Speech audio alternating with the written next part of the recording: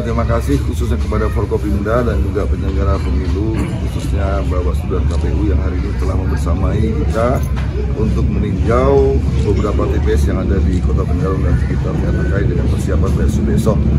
Sebagaimana tadi teman-teman juga saksikan, alhamdulillah semua TPS yang kita kunjungi dalam keadaan siap untuk menyelenggarakan PSU besok, termasuk diantaranya telah menerima semua logistik yang dibutuhkan pada kegiatan pilkada ini atau PSU ini. Kita berharap mudah-mudahan pada saatnya besok semuanya bisa berjalan dengan lancar, cuaca cerah, dan tidak ada masalah yang berarti.